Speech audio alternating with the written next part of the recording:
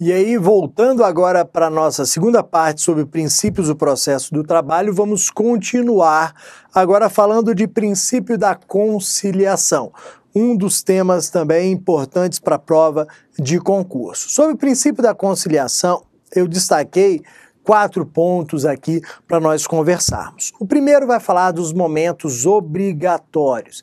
E aí coloquei para vocês no slide, para que não haja qualquer dúvida, 2 dispositivos aqui que eu entendo que vocês devem ler, reler e ter conhecimento. O artigo 846 e o artigo 850. Esses 2 dispositivos é que vão tratar dos momentos obrigatórios. Na aula anterior sobre o princípio da concentração dos atos processuais, ao falarmos sobre as fases da audiência, vocês perceberam que eu trouxe 2 momentos obrigatórios, um no início da audiência e um ao final da audiência, os 2 momentos obrigatórios de conciliação. O primeiro momento obrigatório está no 846, o segundo momento obrigatório no 850. O 846 vai falar no primeiro momento de conciliação no início da audiência. O segundo vai falar sobre a tentativa de conciliação após as razões finais. Percebam que a ideia é que se tratam de momentos obrigatórios, que o juiz do trabalho tem que tentar a conciliação no início da audiência e após as razões finais. Se são momentos obrigatórios, a sua falta pode acarretar a nulidade do processo. Eu posso conseguir a nulidade da sentença e dos atos processuais pela falta desses momentos. Ocorre que a jurisprudência do TST vem reconhecendo uma situação particular aqui sobre a ausência desses momentos. A ideia do TST é a seguinte: se não houver a primeira tentativa de conciliação, se não for feita a primeira tentativa de conciliação, mas o juiz realizar a segunda, não existe nulidade. O processo ele não é nulo. Se o juiz não fizer a primeira tentativa de conciliação, mas realizar a segunda, eu não tenho nulidade processual. Agora, se o juiz faz a primeira tentativa de conciliação e esquece da segunda, aí sim eu teria nulidade processual. Então é isso que o TST vem reconhecendo. Se eu realizo a primeira tentativa de conciliação, mas esqueço da segunda, eu tenho nulidade processual. Se eu não faço a primeira, mas realizo a segunda, não há nulidade alguma. Mas saibam que são momentos obrigatórios no início da audiência e ao seu final após as razões finais.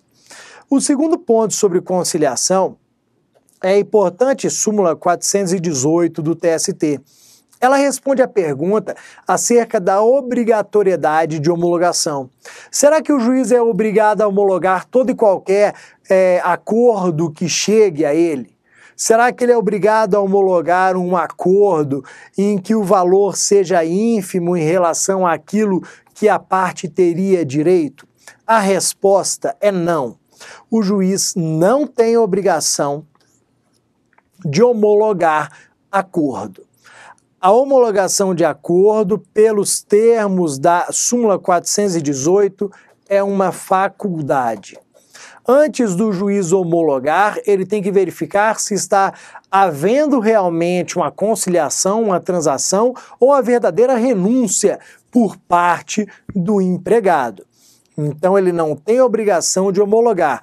Tanto que a súmula diz que não há ferimento a direito líquido e certo. O que muitos faziam antigamente era o seguinte: ao terem a homologação do acordo indeferida, impetravam um mandado de segurança alegando ferimento a direito líquido e certo, como se eu tivesse direito à homologação. Não, não tenho, é faculdade, levem para suas provas de processo do trabalho essa informação. Ok, o juiz ele não é obrigado a homologar, mas se homologar, o que acontece? Homologando o acordo, primeiro, nós teremos a extinção do processo com resolução do mérito, que é o artigo 269, inciso 3º do CPC. Homologou o acordo, extingue o processo com resolução do mérito, artigo 269, inciso 3º do CPC. Segundo, a sentença que homologa o acordo transita em julgado na data da homologação. Então, a sentença que homologa acordo transita em julgado na data da homologação.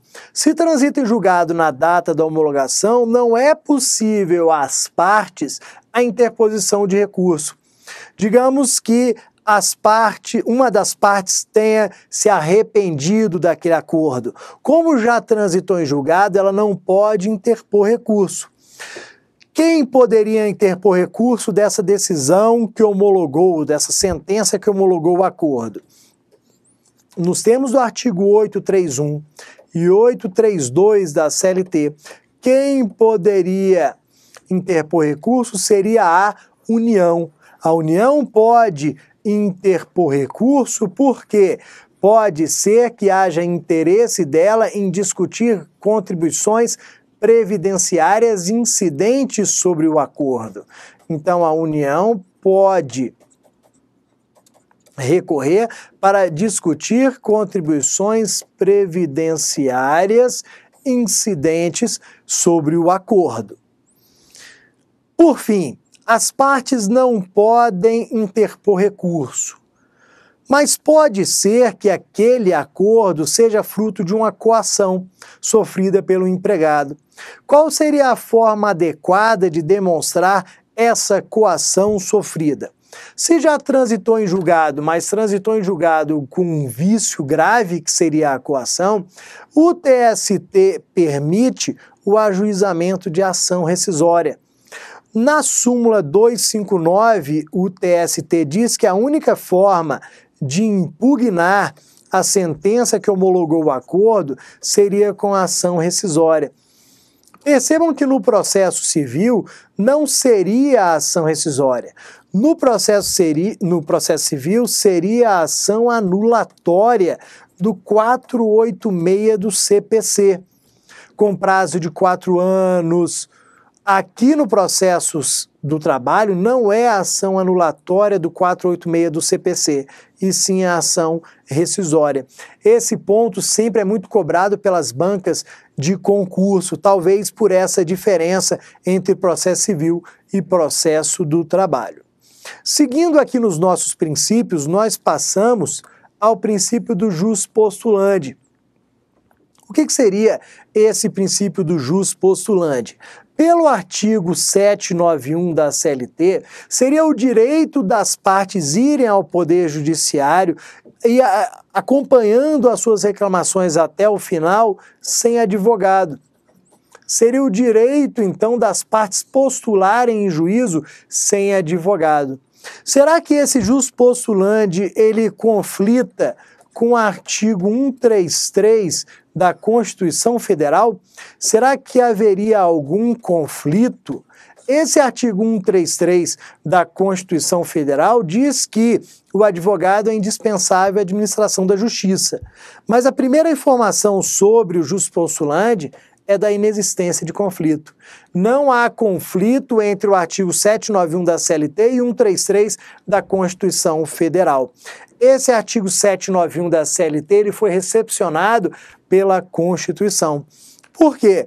Apesar da Constituição afirmar a necessidade de advogado e que o advogado é indispensável à administração da justiça, as próprias leis reconhecem aqui situações excepcionais, como juizados especiais cíveis até 20 salários mínimos, como habeas corpus. Nesses dois eu não preciso de advogado. Na Justiça do Trabalho também não. Essa daqui é a nossa regra geral, mas que possui algumas exceções.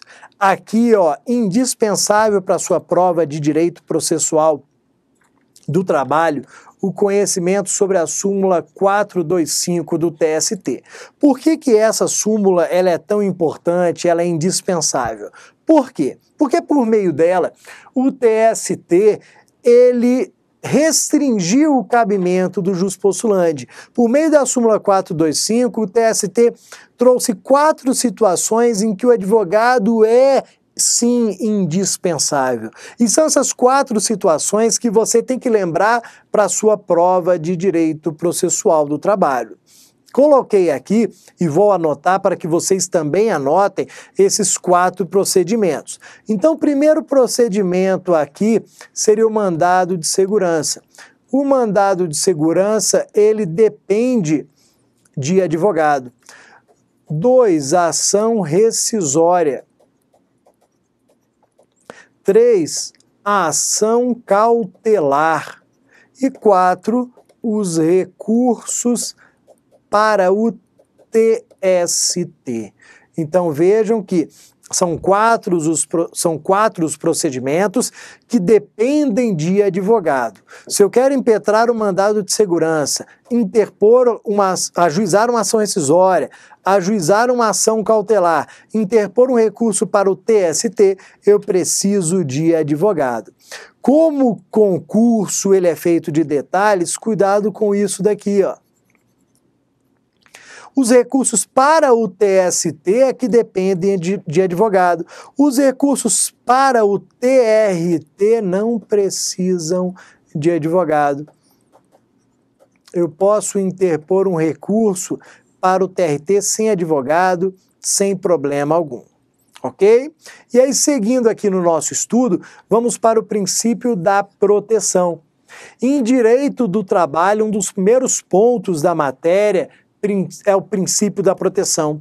A ideia do indúbio pro operário, da norma mais favorável, da condição mais benéfica.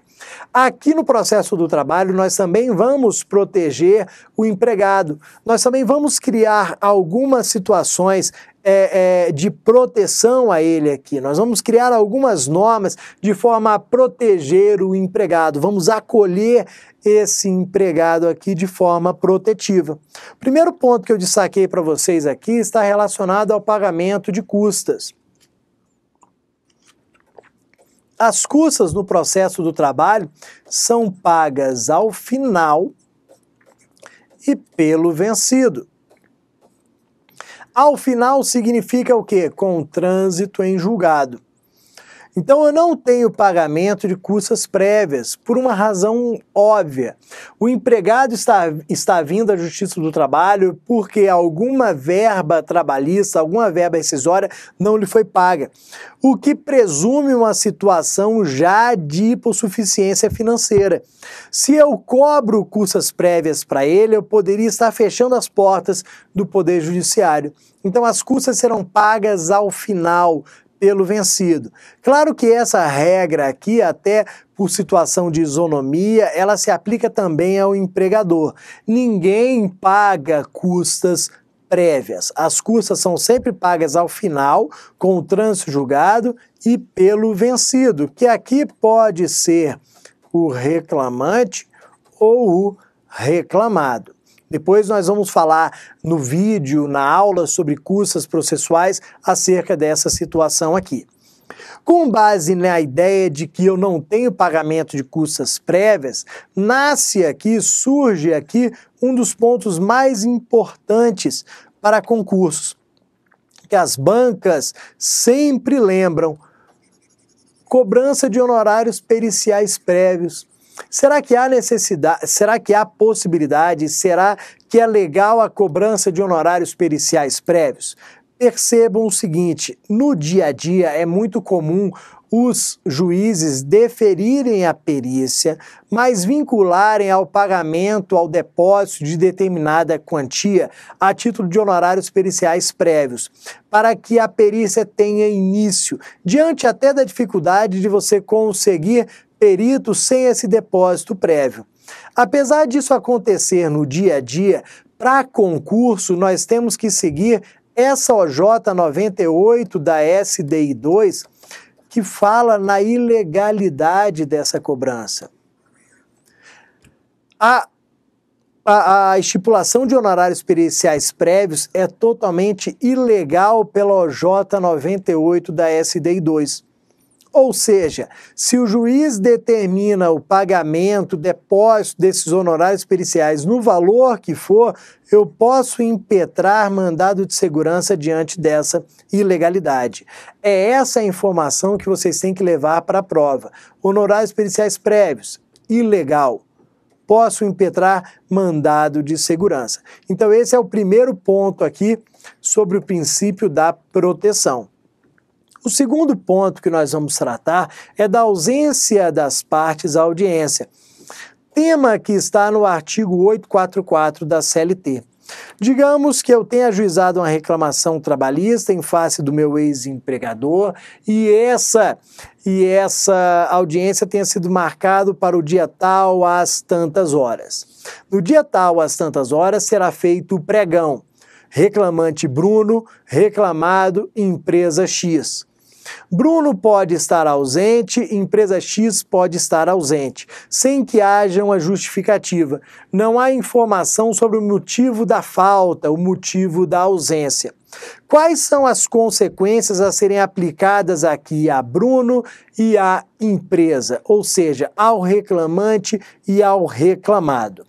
Esse tema está aqui no artigo 844 e nós vamos perceber aqui um tratamento totalmente diferenciado. Se o reclamante está ausente, eu tenho uma consequência, se o reclamado está ausente, eu tenho outra consequência. Se o reclamante está ausente, eu vou arquivar o processo dele. Eu terei o arquivamento do processo. Vocês sabem que o arquivamento do processo é a extinção do mesmo sem resolução do mérito, sem julgamento do mérito. Eu arquivo o processo, eu extingo sem resolução do mérito. Mas, Bruno, por que você está protegendo o reclamante se o processo dele está sendo arquivado? Pois o processo arquivado, extinto sem resolução de mérito, pode ser ajuizado novamente. Como eu não sei o motivo da ausência do reclamante, eu vou arquivá-lo para que ele possa ajuizar novamente. Claro que, como esse arquivamento decorreu de um ato do reclamante, de culpa do reclamante, nós teremos a condenação do mesmo ao pagamento das custas, mas ele pode ajuizar novamente essa ação. Já se a ausência se der pelo reclamado, nós teremos revelia. E nós temos aqui o principal consequência da revelia como a presunção de veracidade dos fatos afirmados na petição inicial. Então, decreto a revelia do reclamado, presumo verdadeiros os fatos afirmados por Bruno na petição inicial. Vejam que eu tenho um tratamento totalmente desigual aqui.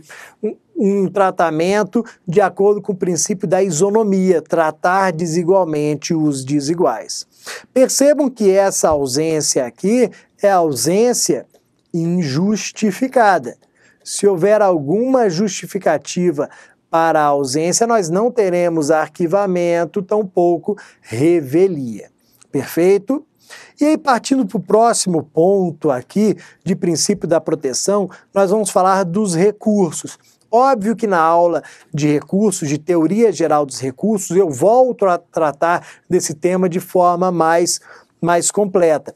Por enquanto, o que nós vamos analisar? Apenas o artigo 899 da CLT, que traz 3 situações importantes. Traz a informação de que os recursos serão interpostos por simples petição, que os recursos trabalhistas possuem efeito meramente devolutivo e que será feito depósito recursal. Primeiro, o que significa dizer que o recurso trabalhista vai ser interposto por simples petição? Significa dizer que ele não precisa ser fundamentado. Ou seja, eu não exijo fundamentação. Uma das regras em relação aos recursos, que eu vou falar depois, é a chamada inexigibilidade de fundamentação. A fundamentação no processo do trabalho não é exigida.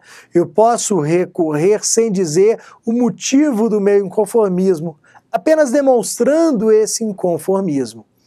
Depois, Os recursos possuem efeito meramente devolutivo, ou seja, eles não possuem, regra geral, efeito suspensivo.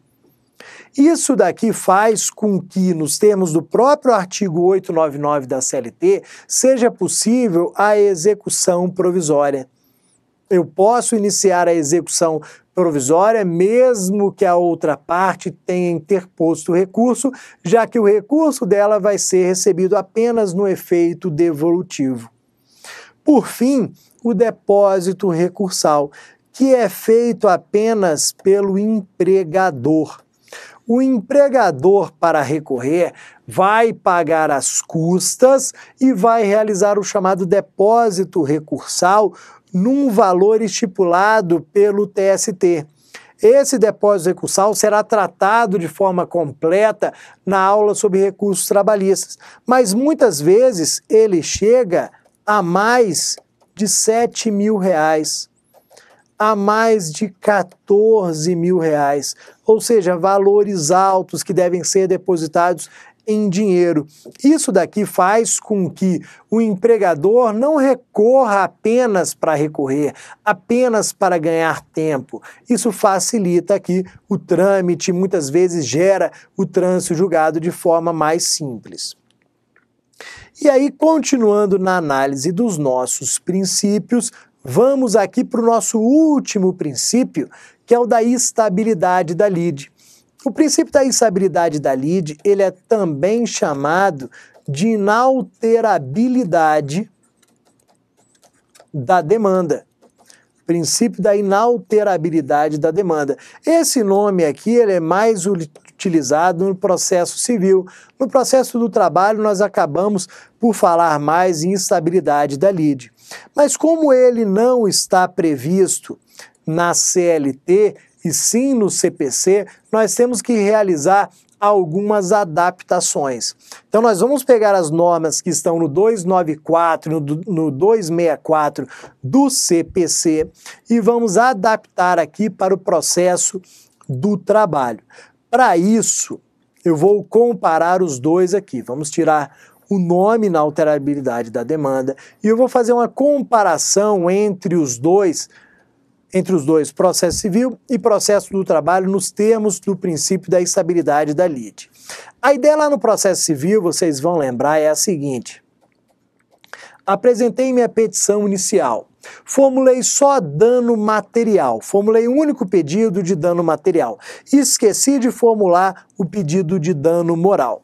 Aí vem a pergunta: será que o Bruno ele pode apresentar posteriormente esse dano moral? Será que ele pode incluir nessa ação também o dano moral?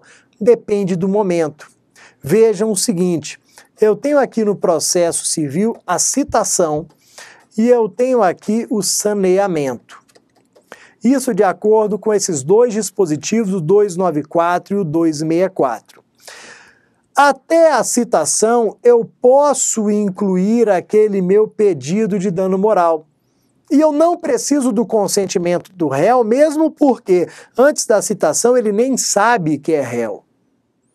Após a citação, eu continuo podendo incluir o dano moral, mas já vai depender do consentimento do réu. Se ele não consentir, se ele não concordar, eu posso ajuizar uma segunda ação só para pedir o dano moral, não há problema. Mas se ele consentir, eu posso incluir o dano moral naquela ação já ajuizada. Feito o saneamento, eu não posso mais incluir aquele meu dano moral. De forma alguma. E se o réu consentir, não posso. Se o juiz autorizar, não posso. Porque a própria lei já diz que é impossível a alteração do pedido ou da causa de pedir se o processo já foi saneado. Por quê? Lembrem-se que saneado o processo, ele está pronto para entrar na sua fase de instrução, na sua fase de produção de provas. Essa daqui é a ideia do CPC. Vamos adaptá-la ao procedimento trabalhista. No procedimento trabalhista, eu teria petição inicial, com aquele meu único pedido de dano material. Aqui, em vez de citação, eu tenho defesa. Em vez de saneamento, eu tenho instrução. A ideia no processo do trabalho é a seguinte, ó, como a notificação trabalhista ela é automática, ela não depende de determinação do juiz, até a apresentação da defesa, eu posso incluir o meu pedido de dano moral sem problema. Apresentada a defesa, eu posso, se eu tiver o consentimento. Apresentada a defesa, eu posso com o consentimento. Iniciada a instrução, ou seja, a produção das provas, eu não posso mais realizar qualquer alteração. Então percebam que eu substituo citação por defesa, saneamento por instrução. As demais informações são as mesmas. Até citação, até defesa, posso aditar. Deixa eu destacar aqui para vocês. Até citação, até defesa, eu posso aditar, posso incluir aquele meu pedido tranquilamente. Após a citação, eu posso, desde que eu tenho consentimento, após a defesa, desde que eu tenho consentimento. Após o saneamento e após a instrução, não posso mais realizar qualquer alteração. Percebam que o nome do princípio é estabilidade da lide ou inalterabilidade da demanda, que são situações que surgem apenas aqui, no último ponto. Aqui está a verdadeira estabilidade da lide, a verdadeira inalterabilidade da demanda, com o saneamento e com o início da instrução, já que eu tenho a impossibilidade de alterar os pedidos e causa de pedir. E com isso nós terminamos essa primeira parte do nosso estudo sobre os princípios do processo do trabalho nesses 2 vídeos. Nos próximos nós continuaremos com a nossa matéria.